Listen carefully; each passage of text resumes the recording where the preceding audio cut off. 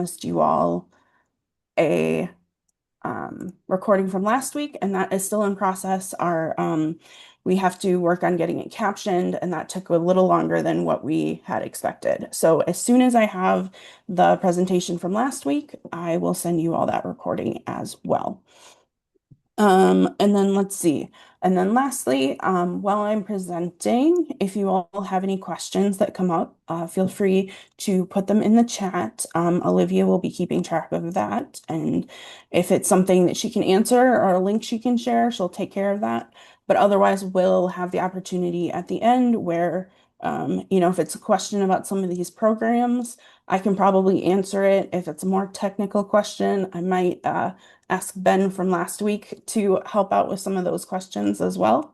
But we should have an opportunity to do that. So um, I'm going to get started. So I'm going to share my screen.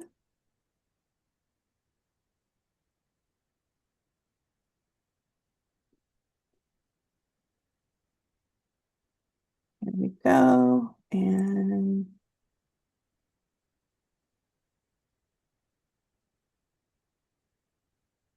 okay, can you all see that in the presentation? Perfect. Okay, so this week we're going to be talking about forest stewardship, why forest stewardship is important. We're going to talk a little bit about management plans and why that can be important and helpful. We're also going to talk about creating goals for your property so you all can start thinking about that. And then I'm going to go over a bunch of people that you can reach out to or, you can check out, and as well as other programs that you all can start thinking about that might be able to help with some of your management goals. And then lastly, we're going to end on some steps that you can get started on right now to start moving that process along. I will also say that I'm going to be throwing a lot of information at you tonight. There's going to be a lot of organizations. And so I will be sending you all these slides. So don't feel like you have to be frantically taking notes on what each of these are, because I will send this off to you all. So just getting started. Oops. Okay, so first we're going to talk about stewardship and management plans.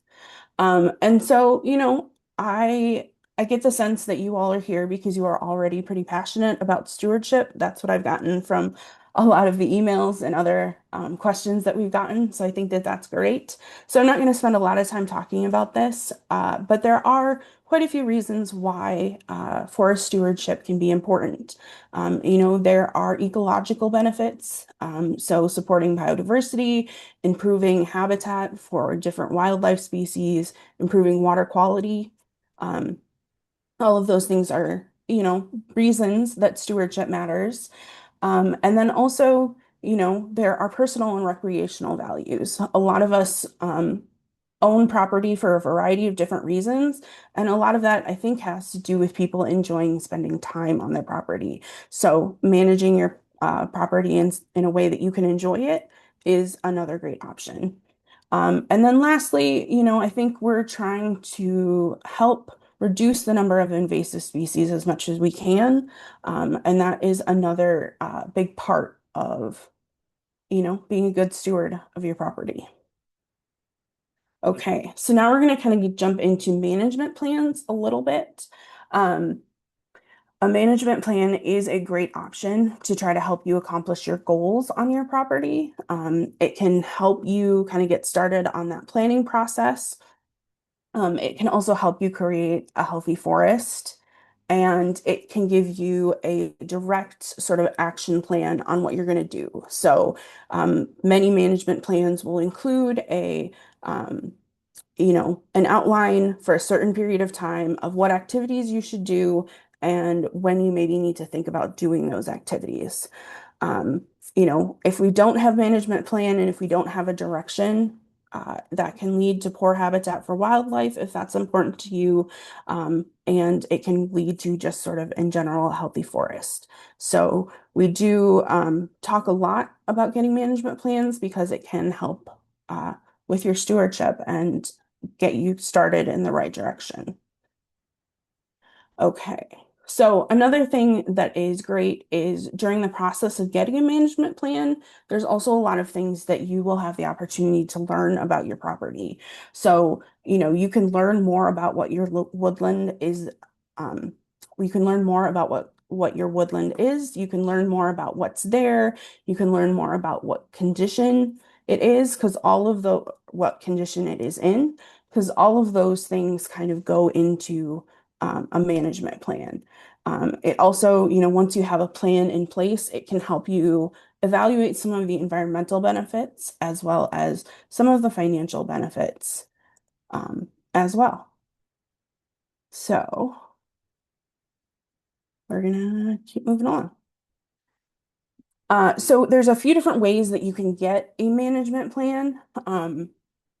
You can, in some cases, some DNR foresters have the capacity to write plans. It just kind of depends on your county and it depends on their workload. But that is one option. You can also always hire a private forester to write a plan for you. There are also ecological restoration companies that can also help you get a plan as a part of that process. There are a lot of great steps that you can take to kind of get the plan started on your own. But it is helpful to, kind of reach out to a professional so that they can kind of continue to guide you in the right direction. Okay, so these are kind of some of the steps around management plan.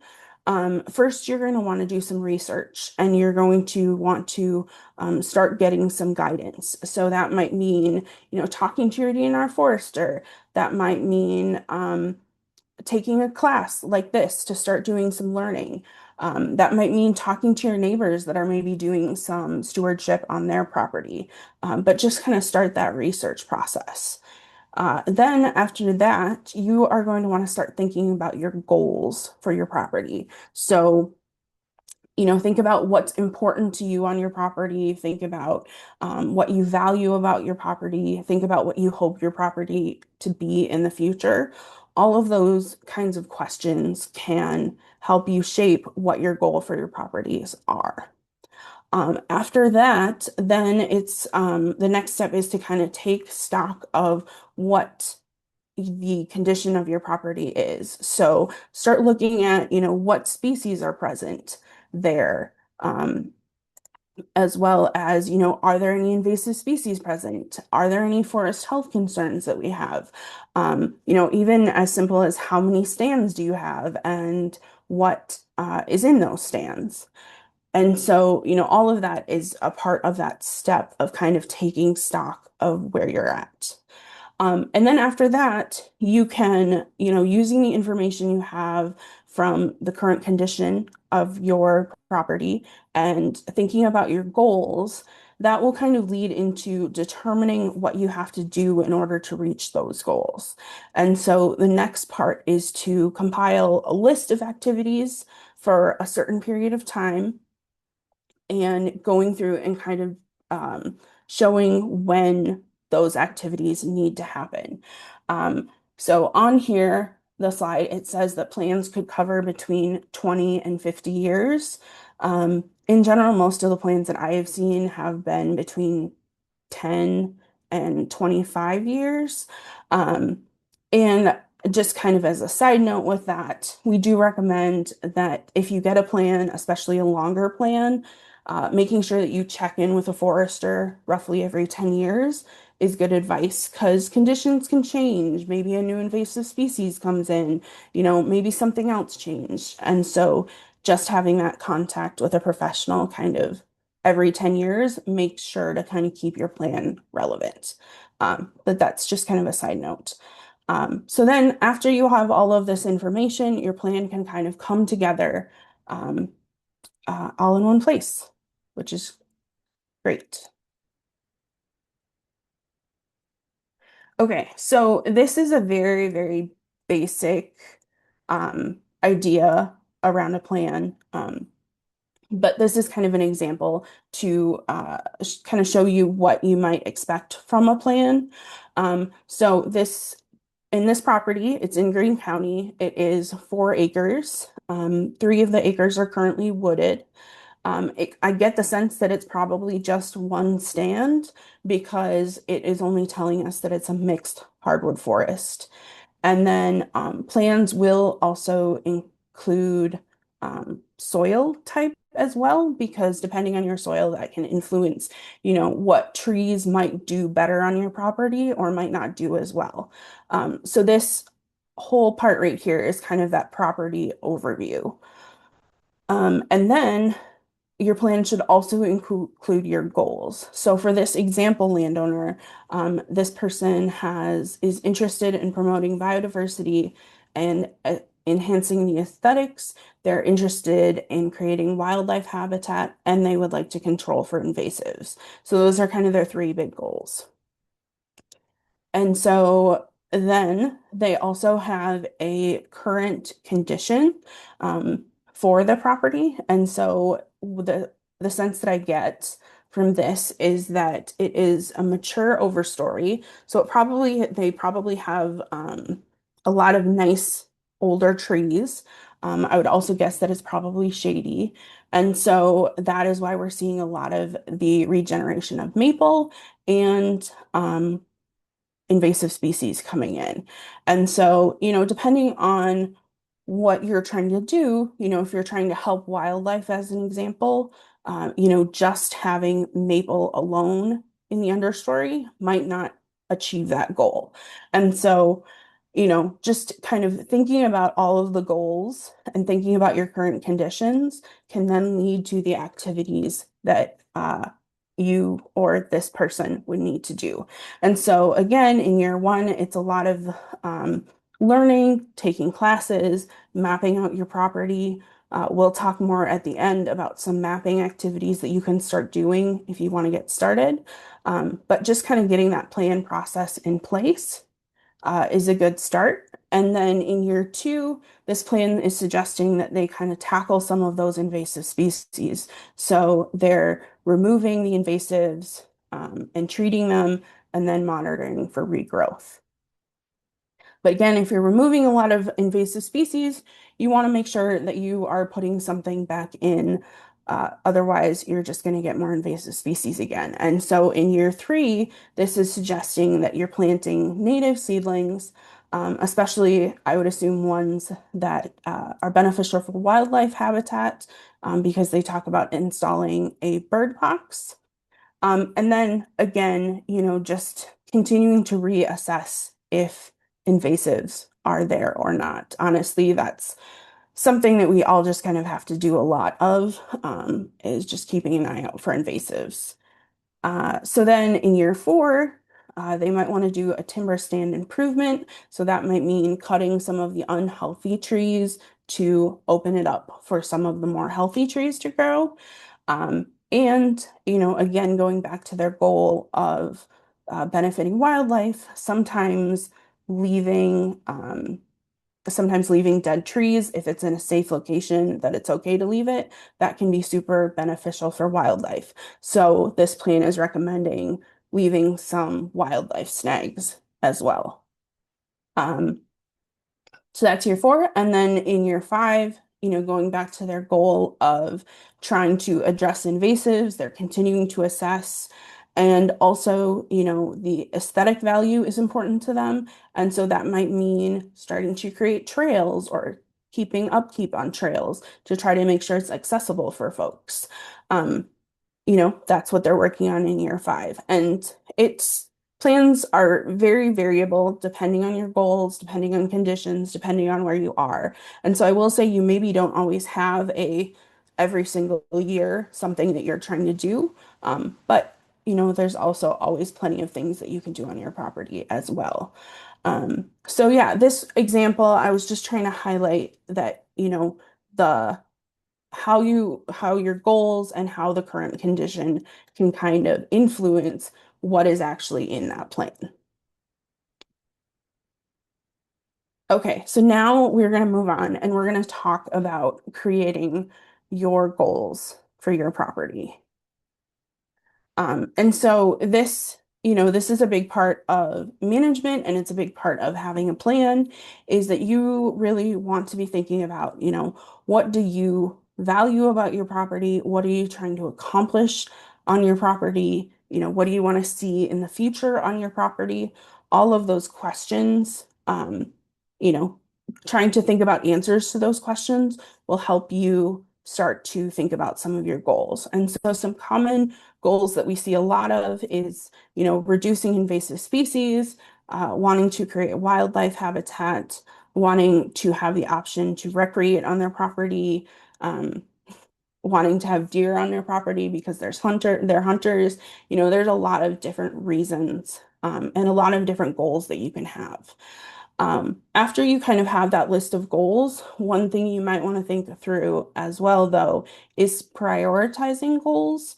It might not necessarily be possible for you to do everything that you're trying to do on your property, or it might be that some goals that you have might not mesh super well together. And so having a good understanding of what is most important to you, what is pretty important, but you can be a little flexible on, and what are kind of like would like tos, can help. So when you're having that conversation with a forester or when you're thinking about doing this work, you can kind of be prioritizing those. And then again, we do recommend that you reach out to a professional.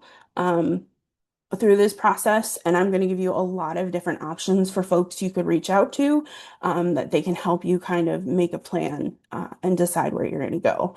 And I'll also just put a pitch out there for, if you have a smaller woodlot, it is sometimes nice to get to know your neighbors a little bit because there are options for, perhaps trying to work on, a goal together. There are some organizations that you can apply to with your neighbors, or you could potentially work with a neighbor if you want to hire someone to do work on both of your properties. And so, just getting to know your neighbors can sometimes be good as well.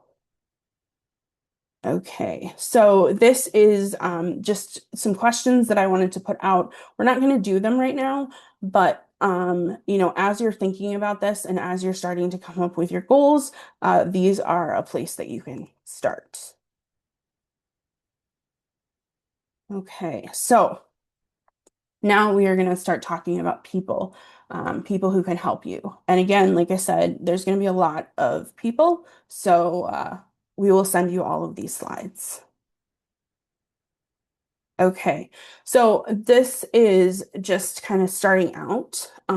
We can see that there are people from a lot of different types of organizations, people who are government employees, people who work for nonprofits, community groups, um, private industry folks that you can hire. There are a lot of different opportunities to work with people. And I'm going to go into all of these in a lot more detail, but I just wanted you to kind of give you a sense of that there are a lot of different options. And so just to kind of break it down a little bit, um, there are many different types of government employees that can help you. So we have folks at the federal level, like the Natural Resource Conservation Service, NRCS. We also have people like Ben here at the state level with the DNR that can help you. There are also folks at the county level that can help. And then, of course, there's extension folks that are also, government employees. So there's a lot of those folks that can help. There are also people in the private sector that can help you. Often you would need to, pay them to do that, but there are consultants that you can reach out to, consulting foresters. There are ecological restoration companies. There are arborists. There's urban foresters. So there's a lot of folks in the private sector that can help. And then also we are today going to talk about some nonprofits and some community groups that also can provide support as well. So, just getting started. One option is you can work, you can talk to your DNR Forester.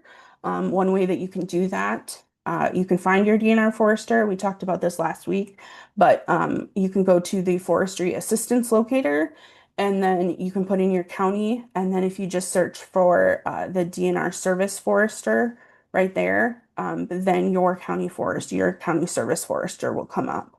I do know from sign up that we have some folks that have over 10 acres. If you do have over 10 acres, you can request a walkthrough on your property with a DNR forester. They can come out, walk the property with you, tell you what's there, give you a sense of what kind of condition it's in, and maybe help you start thinking about next steps. If you are under 10 acres, it doesn't quite have that same opportunity, but our DNR foresters are great, so I'm sure you could ask them a question. And there are also other organizations that we're going to talk about that do work with and can help folks with smaller properties. So, DNR foresters. So another option is the Natural Resource Conservation Service. NRCS. There are offices all over the state for NRCS. They have foresters. They also have technicians that can help you. And so to find your local NRCS office, you just go to this link and then you search by Wisconsin and then you search by your county again, and that will give you who you can reach out to as well. Um, We also have the county lands and water conservation departments. These are county folks that can help you. They are often located in county buildings along with some of the other county staff. It kind of depends. Different counties have different support and different things going. But I would say you can definitely reach out to them. They're going to have a good sense of what conservation efforts are happening in your county and if there is any county support that you can be looking into. And they can also give you some good advice about who to talk to more locally. So that's another opportunity. Okay, this is another great organization. So this is the Wisconsin Woodland Owners Association, WOA. This is an organization that supports landowners that are interested in sustainably managing their woodlands. And this is a great way for woodland owners to connect with natural resource professionals. WOA has chapters all over the state. And it's a great way to meet other landowners from your area who are excited about doing, stewardship and management. They also, they have chapter meetings. They have a conference, an annual meeting every year. That's really fun and is a great way to learn some new things. They get some great speakers. So this is a way that if you want to connect with your local community and people who might have shared interests with you, this is another great option. Okay, so then we have My Wisconsin Woods. This is a great resource.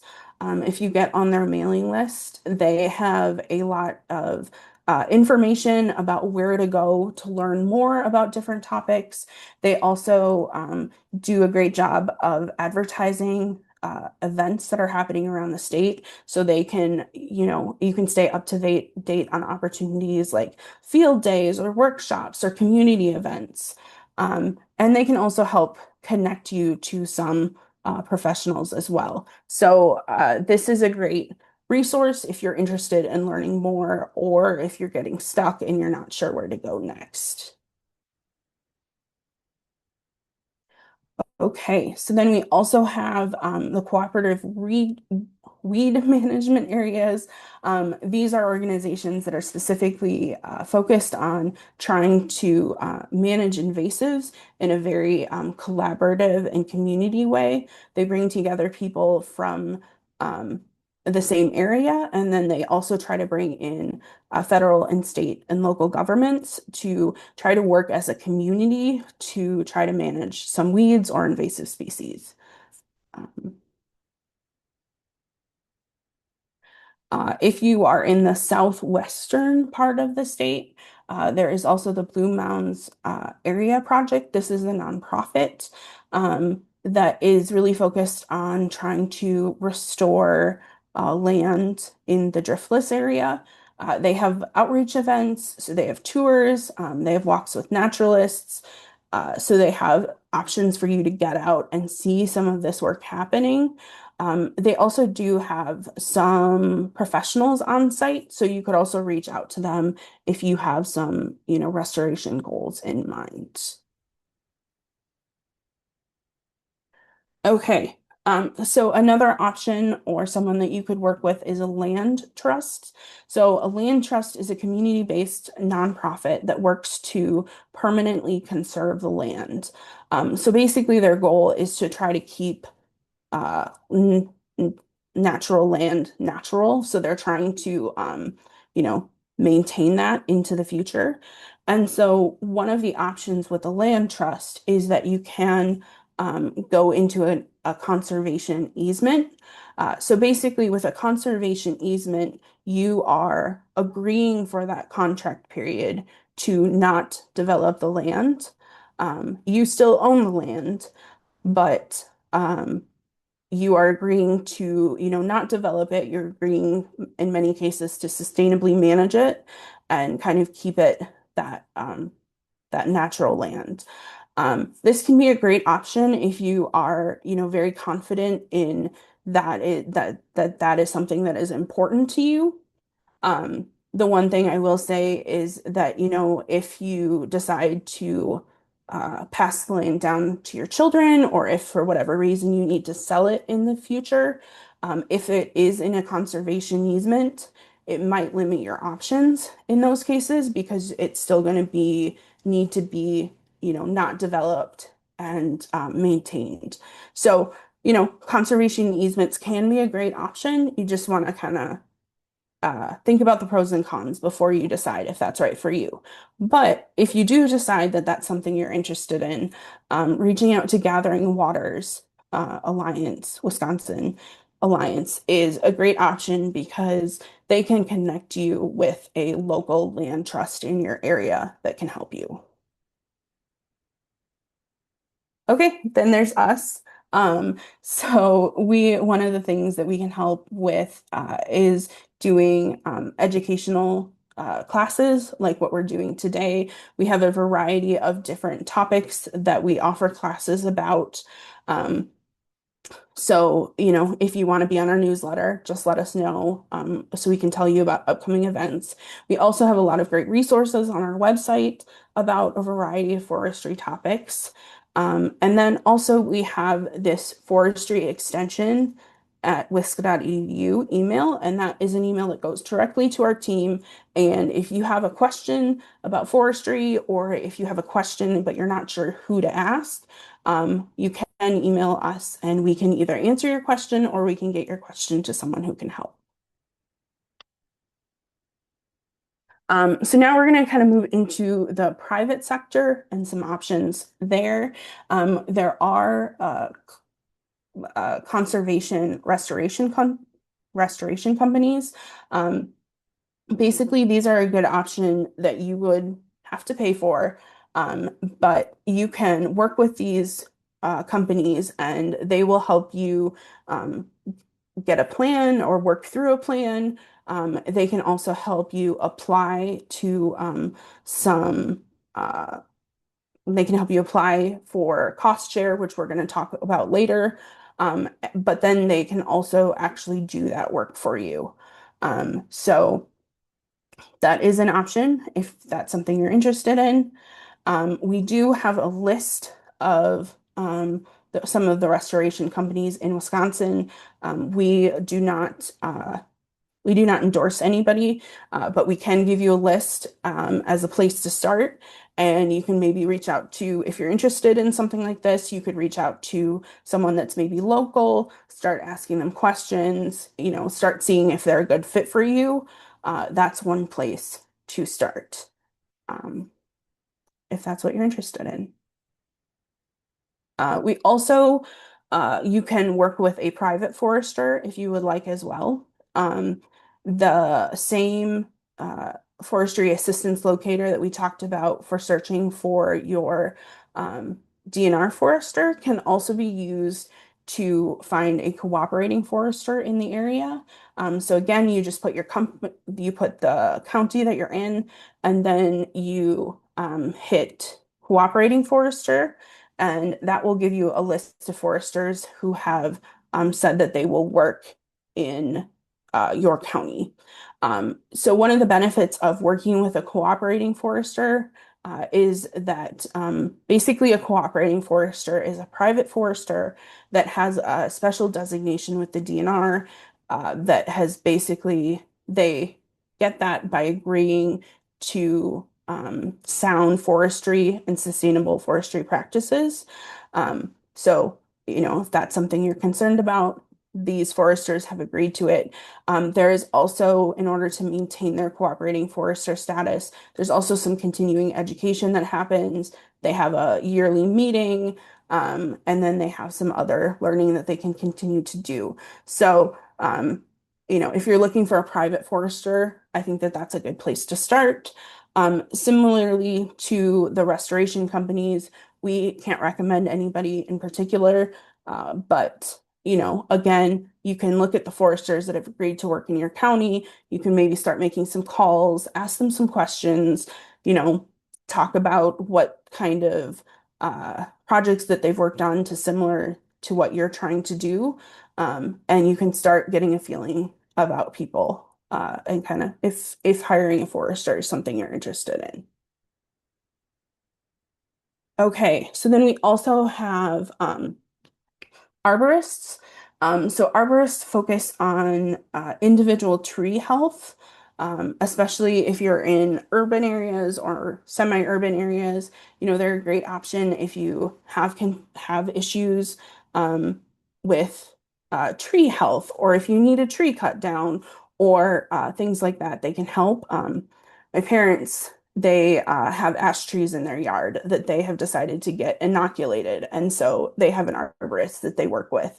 And so that's just, that's one person that can be a resource and can help you.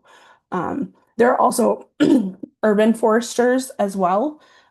This can be, we do have a list, and the DNR has some resources and some staff that are urban foresters. So that is one place you can start as well.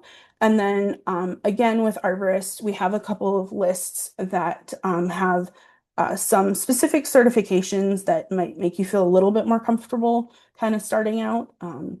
But those are options.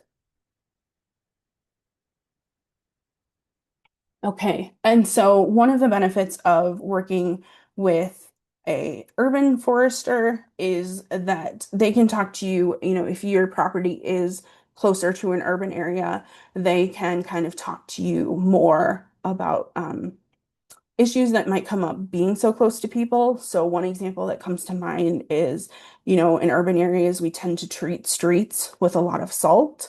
And so, an urban forester will have a better sense of, okay, what are good trees to plant in areas that might have to deal with salt coming in from the street in the soil. And so, if you are in urban areas, it can be beneficial to talk to them. The DNR does have some data sets if you're thinking about, what trees to plant that you're trying to select, or if you're trying to do like site assessments. There are a lot of different resources and data sets that you can kind of see what is going on around you. So.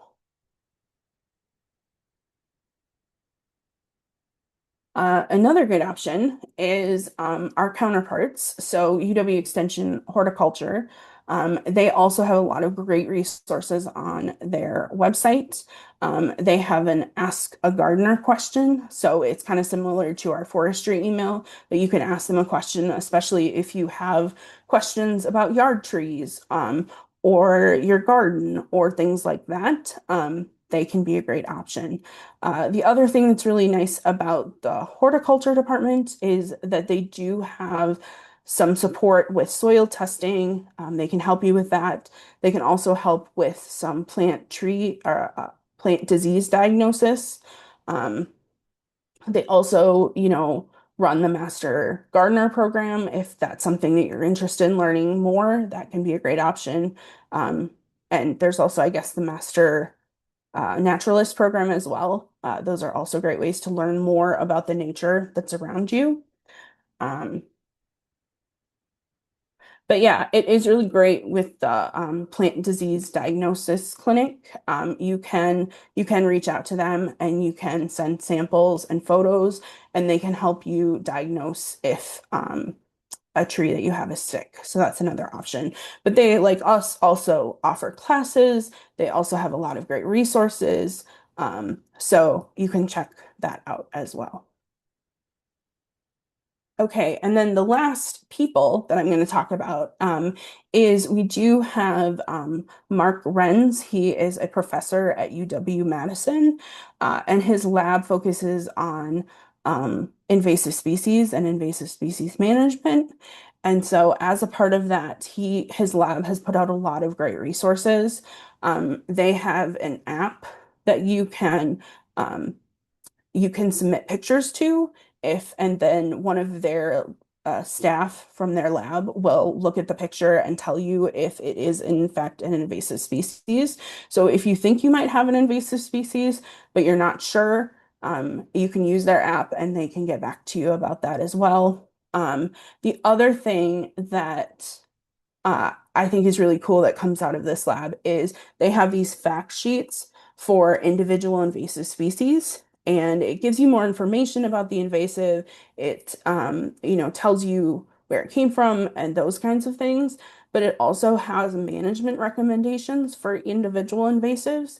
And the other part that I think is really great is it talks about, if herbicide is something that you're interested in using, it gives more information about what types of herbicides work well with what types of invasive species. But also, if you are less comfortable using herbicide or that's not something you're interested in doing on your land, there are also management recommendations that don't use herbicide. So they have these great fact sheets on his website. Yeah. So I'm just going to take a sip of water very quickly.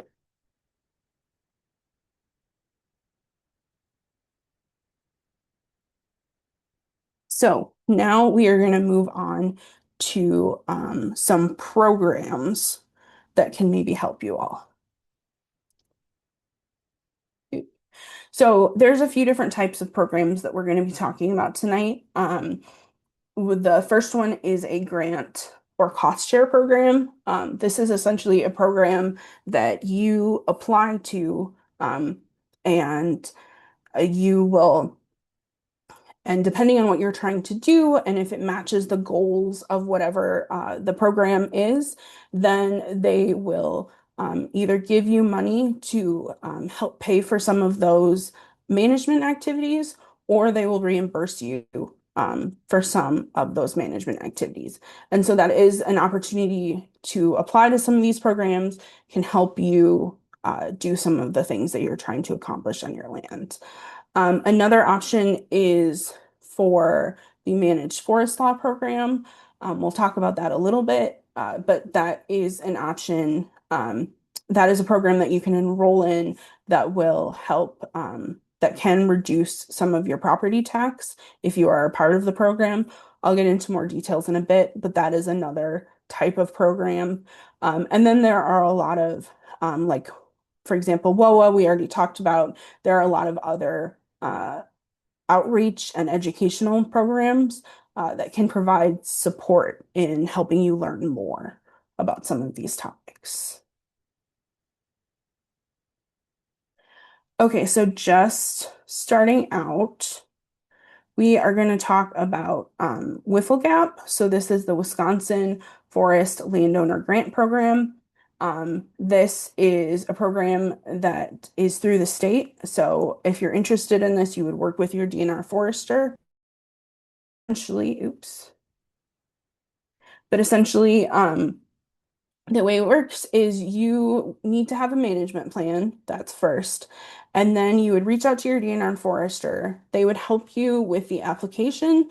And then in general, you get reimbursed for approximately 50% of the cost of the practices that you're trying to do. So let's say you are trying to remove invasive species. You could get 50% of your cost back for the activities that you do. So, yep, you would reach out to your DNR forester. They do take applications year round, but there are different, I think it's 4 times a year that there are that things are awarded. So if you want to be awarded in the next batch, then you would just want to make sure you get your application in before that. Again, your DNR forester can tell you what those dates are and when they're coming up. In order to be eligible for that, you need to have at least 10 forested acres. And like I said, you have to have a forest stewardship plan. So that's one option. And then there is also the Managed Forest Law Program. This is a program also through the state. The goal of the program is to produce forest products sustainably and manage them sustainably and also improve our state forest resources. As a part of this program, it's really important to be managing your forest sustainably and to be continuing to have growing trees basically to help with some of this industry. But some of the great options with this program is they can provide technical support. As a part of the program, you will get a management plan that is managing the forest sustainably. And then there is also um, there is also an annual tax incentive of basically for the time that you are a part of the program, it can reduce your property tax a little bit. And, there's a lot. If this is something you're interested in, you should reach out to your DNR forester. They can kind of give you more information about the specifics of the program, because depending on, some things like if you leave your land open or if you want it closed, that can impact how much tax incentive you would get. Um, but yeah, and it's a great option. It Yeah, in order to be eligible, you have to have at least 28 acres of forest right now. And just one consideration with the Managed Forest Law Program is you are essentially going into a contract with the state. So you are required to do the practices that are in the plan. Now, people are very reasonable about it. They give you plenty of warning. They talk to you ahead of time. It's okay, but you are required to do some of those practice, or you're required to do all of those practices. And oftentimes they do include a harvest at some point as well. So again, it's a consideration, um, but it is a great option. Okay, so now we're going to move to some of the programs that you can get at the federal level.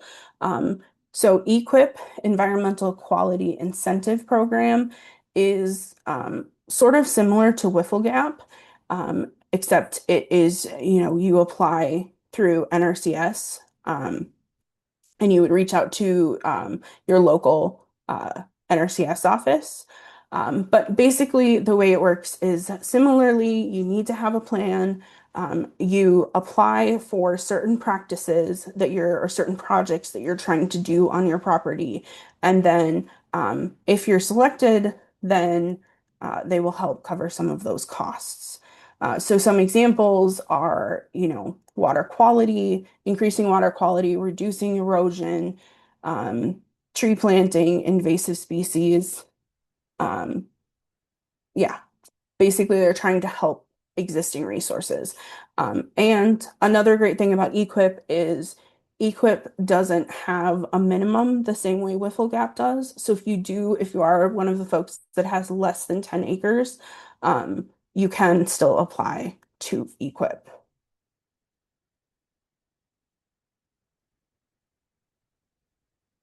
And just some more information about how that process works. Like I said, if you're interested in this, you would reach out to your local NRCS office. They can walk you through that process. Um, and they can help you with your application and help know which projects and practices you should be applying for. Um, they also have a year-round application, so at any point you can apply, but they do have a couple of times a year sort of cutoff points where if you want to be considered for that round, you need to get your application in by that point. But if you miss that, it just means you'll be in the next round. Those contracts are usually 1 to 10 years. And the way that that program works is that they have sort of a designated rate that they will reimburse um, for specific practices, which can sometimes be up to 75%.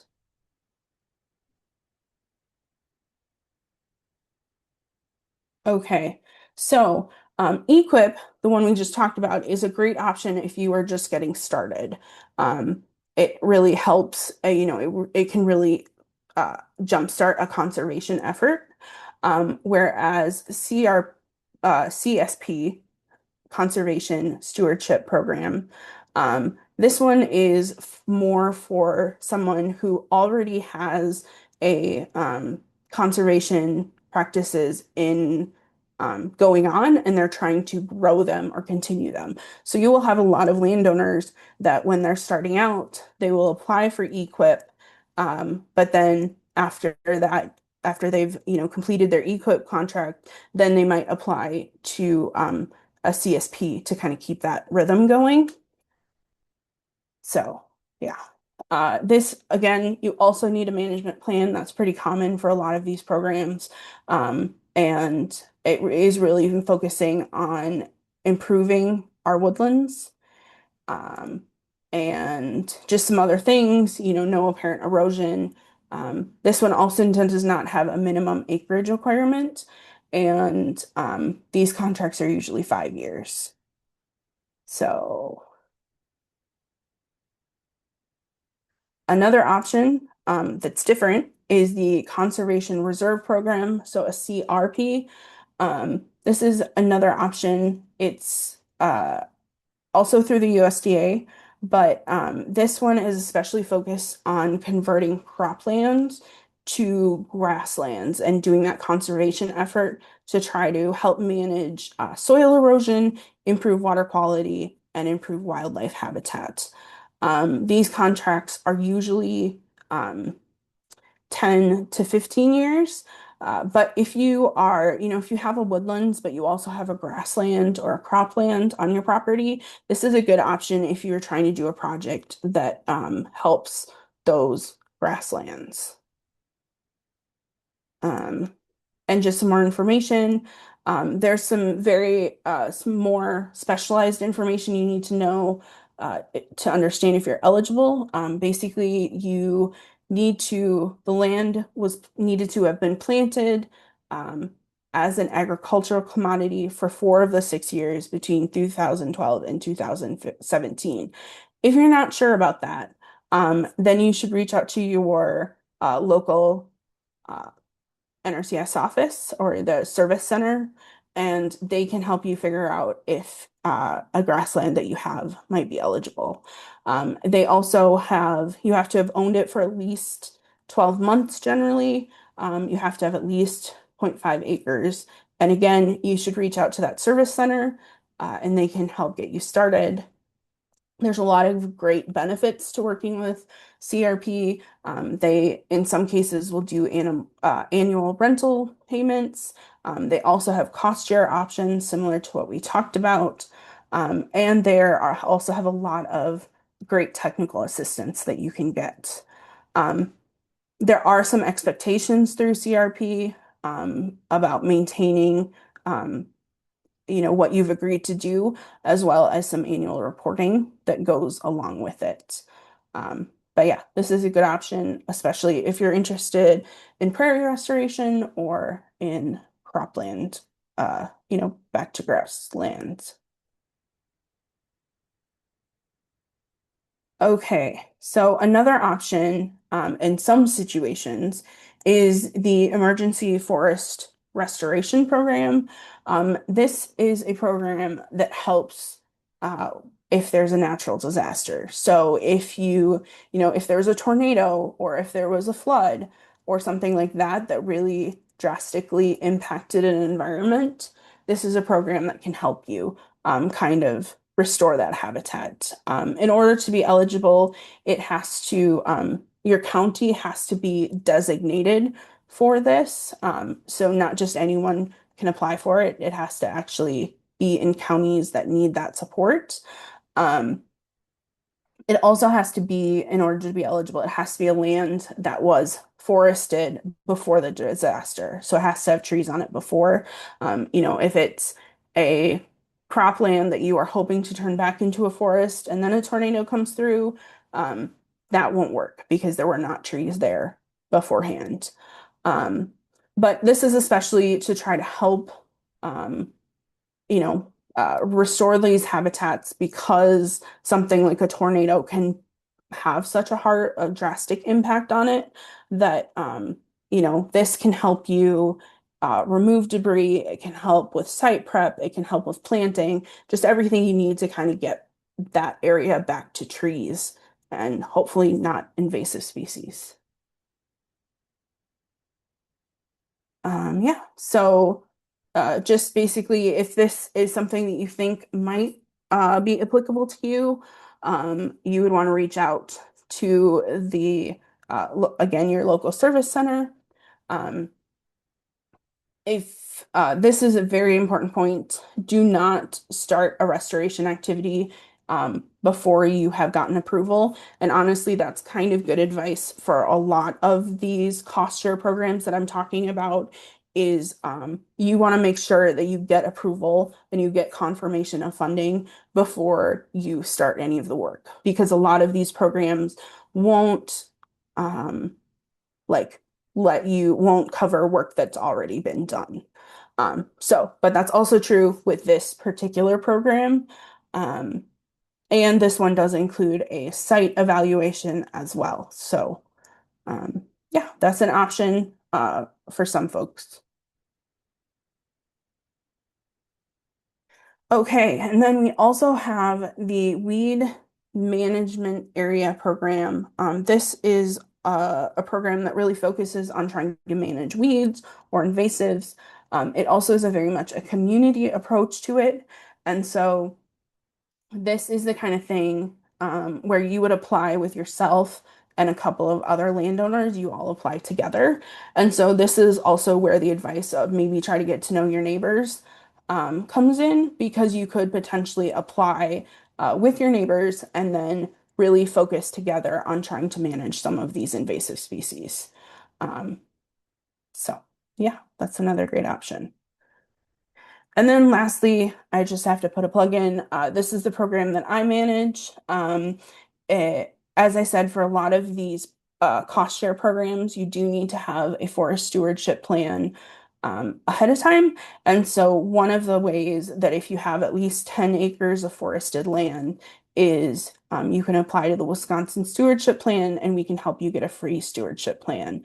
Um, in order to be eligible for this program, you have to have, like I said, 10 acres, but it also has to be your first forest stewardship plan. So if your property has been enrolled in like the managed forest law before, or if it has, if you've gotten a management plan in other ways, you wouldn't necessarily be eligible. But it is a great option if you have 10 acres and you're interested in applying to some of their cost share programs.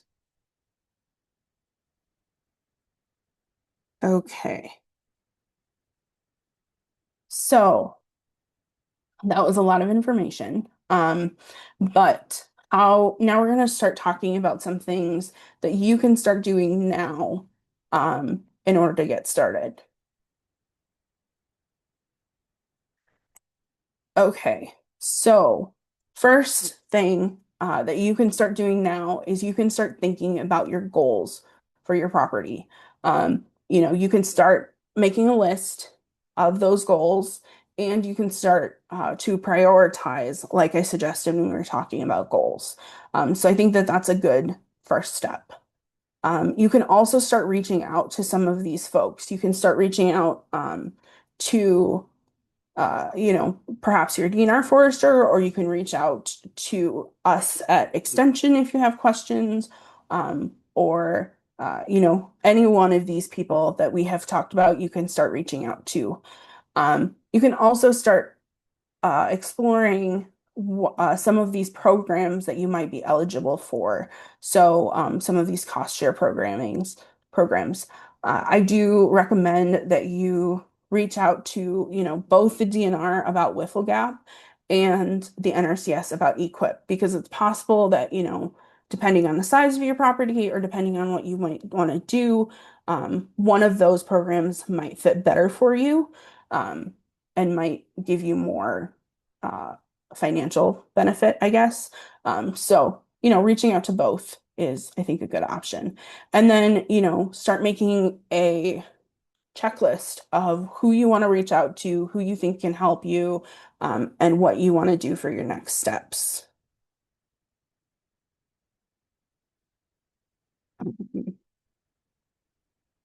And one of the things that, especially for folks who have smaller properties, one of the things to think about is not just what is in on your property, but maybe also what is around you. For example, let's say that deer is something that I am really interested in having on my property. Um, you don't necessarily need to provide everything that a deer needs in order to have it on your property. So you don't need to provide water, food, shelter, all of those things. So, as an example, if your neighbor has a water body on their property that the deer can use, the deer still get that benefit. But you as a landowner don't need to have all of those things on your property. So again, thinking about what you have, and thinking about what your neighbors have, maybe talk to your neighbors, maybe they're interested in managing invasive species, the same way you are. Um, it can be a great option to just think about it, not just what you have, but what is around you as well. And then the last thing is a great, I think it's a great option to think about trying to map your property. Um, and it's a good opportunity to go and walk in your woods because that's really fun. But it also, I think, helps you kind of picture what you're trying to do. And so, it can be a map that you draw yourself, or you can just take a screenshot from, Google Maps. But start to pull together a map of what is on your property. It can be, some of the important features like where buildings are, where fences are, where the boundaries of your property are, if there's a septic tank, those kind of things. But it can also be a great opportunity to use some of the things that we talked about last week, where when you're out walking, try to start identifying some of the native trees there. Try to start getting a sense of, what types of stands do you have? Because that's something you can start adding to your map. You can also go out and look for some of the invasive species that we talked about. It might be that you're out walking and you find that there are a lot of invasives along the roadway, as an example, or something like that. And so, um, just kind of starting to get this map gives you a head start on maybe what you should prioritize. Because if you find a really bad patch of a certain invasive, that might become a priority very quickly. But it also just kind of gives you a sense of what you have and where you're going. And yeah, it just kind of puts it all down on paper, um, and gives you a chance to get started that way. So yeah, I think that that is all I have for you all. Johanna, So can go I ahead. add a couple comments Of on cost sharing? course. Yes. Just a couple things that popped in my mind that I don't know if were mentioned or not. So again, yes, the management plan is typically required for further cost sharing for other programs for things like invasive species control, tree planting, and whatnot. However, some of these programs do have cost sharing built in for a management plan to be established. For example, the Wiffle Gap program that's through the state, through your DNR Forester, you can get funding for that management plan and other stuff together. But we just require that management plan gets written first before you get funded for things like, invasive species control. So it's good when you're getting this plan written, whether it's funded through that same program or if it's maybe through the UW Extension program, to talk with the consulting forester that's writing it and make sure that they understand which further programs you plan to enroll in, because some of those programs might have specifics on certain things they need in the plan. So that we just want to make sure that the forester writing the plan caters it so you qualify for those further programs. And then the other thing I was going to mention is typically with cost sharing programs, you can't double dip. So if you're doing, let's say, 5 acres of brush removal, you can't have the state Wiffle Gap program then also equip money for that same project. Some landowners, though, can have two like federal and state funding on the same property, but it has to be for completely separate projects. So the big thing is there you can't double dip. So it's good to kind of weigh your options. It's a good thing to think about before you dive into any projects is how you want to pursue it because there's a lot of funding out there. Thank you. Those are definite excellent additions. There was a question that Ben was able to answer, but just to reiterate in the chat, Johanna, your forest stewardship program that you manage, will those plans satisfy the prerequisites for like the EQIP and a lot of the other NRCS or state programs? Yes, they will. Uh, One of the requirements for NRCS is that the plan needs to be written by a certified plan writer or have a plan that is equivalent, um, I guess caliber or like that. And so the plans that we use for the Wisconsin Stewardship Plan are written by cooperating foresters and they are reviewed by DNR foresters. And so they meet that expectation of equivalent caliber of plan, I guess. Super, thank you. And then someone in the chat wants to know, um, and Ben, you might be able to answer this also. This is kind of hard for landowners to understand. Is there an outline form for developing a management plan or a starting point, or do you recommend landowners doing it themselves, or is that something you should reach out to a professional for? Yeah, I would highly suggest reaching out to professional for their advice. I forget where, but there are some sample management plan examples out there, or I think some general formats out there. I'd have to dig in and see if I could find that. But I would recommend working with at least starting with the DNR Forester. They might even be able to give you some general management suggestions, even if it's not a full plan. Um, but it's again great that UW Extension program that Joanna was talking about that she runs is a great one if you have 10 or more acres because that's a free management plan that you can get. So it's a great resource. But I would recommend working with professional because they just have a lot of knowledge and expertise for you. Right. And if you No. are thinking about, some kind of template, you just want to make sure that it has some of those main points in it. Like you want to make sure that it has information about the property, that it has current stand conditions, that it has a map, all of those things. And so that is one of the benefits of working with like your DNR forester is that all of that is in the plan for sure. So that can be good. But yeah, you just want to make sure you have all of the pieces that you need. And a good starting point is if you do have a professional coming out to make a plan, is that you can start by having, like some of your goals, your map written out, some of your family history, some visions that you have, and even like, and I really want to keep this burrow. How do I do more of that? They'll be able to integrate some of your visions into the management plan. So there's a starting point for you for sure. Those are all of the questions in the chat. If you all have other questions, please put them in the chat, raise your hand or unmute yourself and we'll get to them.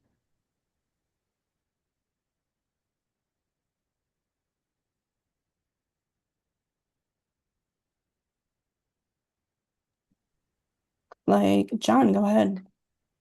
So you had mentioned I have over 10 acres, so I could have a DNR forester come out and do a walkthrough, or I could qualify for the program you manage. I guess which came first before the chicken or the egg, and what's the time frames on those? Are we talking a year from now, your program could get me into this, or is it something I can get a DNR forester out here in a month? Give me a little background on that. Sure. So I think you should take opportunity to do both, because I think you can learn something from both of them. Uh, I'm going to guess, depending on the DNR Forester's availability, that he will likely or she will likely be able to come out to your property first. And that is a great first step because they can give you a sense of what kind of goals you maybe need to be thinking about. Um, and some things that you might need to be thinking about so then you can have that conversation when you decide to get a plan. Now, that being said, the way that the program that I manage works is you can apply at any point, but basically the forester has until December 1 to write that plan. So let's say you applied to the stewardship plan in March, that DNR for or not that private forester would have until December 1 to write that plan. And that just allows them to kind of fit it in their workload. And it lets them, it gives us more opportunity to work with foresters if we can be more flexible. And so, it might be a while before you actually get the plan. Now, in some cases, foresters do get them done ahead of time, so it just kind of depends. But I would allow until the end of whatever year you are applying, I would allow that much time for getting a plan and planning on having a plan. Yeah, if that makes sense. Yeah, I Thank you. would I would definitely say talking to your DNR forester is a great first step. Just because we're here to just ultimately our main goal is to point you in the right direction and give you the resources you need. And it can vary by region too. There's different programs. Like for instance, in the southeast part of the state, the NRCS has a program catered towards oak woodland management that if you were a different part of the state, you wouldn't be available to you. So talking to your DNR forester can kind of give you some insight on other programs you may not have considered. So a good starting point. And yeah, I would agree. Turnaround on a DNR forester is going to vary depending on the individual forester workload and then also time of year.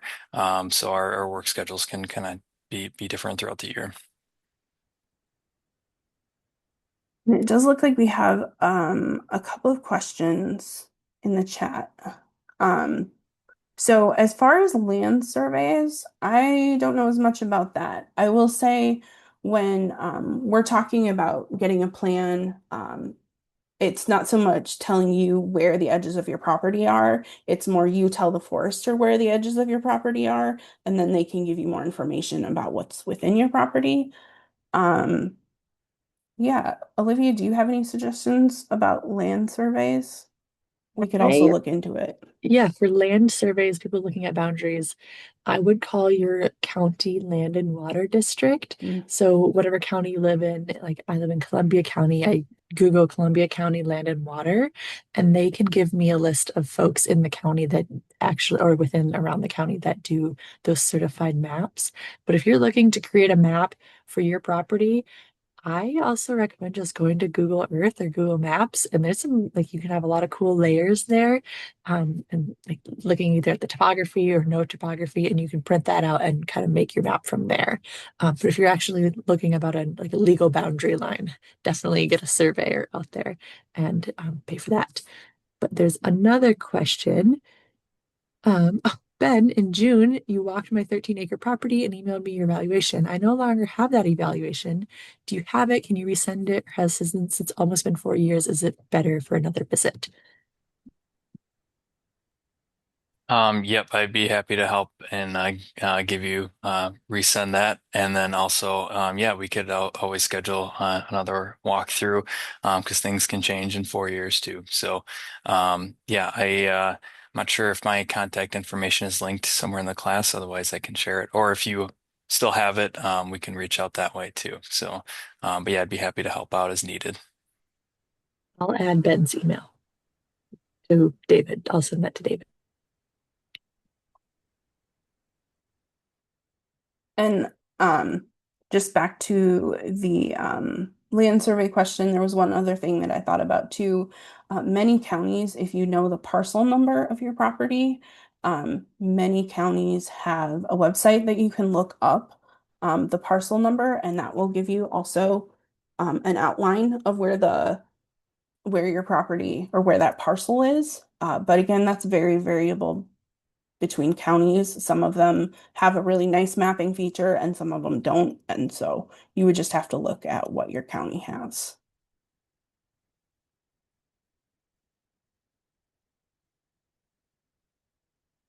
But yeah, so if you're in Rock County, they can do that. And there's also hunting apps out there. Like Onyx is one that I'm sure some of you are familiar with. I use it for hunting and also for work, and it can be super helpful. Said it's not perfect, but it can kind of get you in the ballpark of where these property boundaries are, just to kind of give you a rough idea.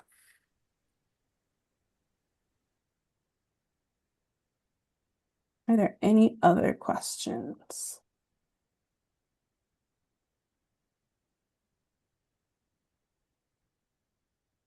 It's also okay if we end up wrapping up a little early tonight. We had to kind of change our plans a little bit. So it's possible we might finish up a little early today and maybe go a little longer next week. Hopefully we won't, but if there's a lot of great conversations happening, we also don't want to cut that off. So um, we're happy I to don't, answer more questions or wrap up whenever y'all are ready. I don't see any more questions in the chat, but everyone should have your email. They can always send that to you. And it's Yeah. And I will send you some more information. I'll send you the slides for tonight so that you all have them.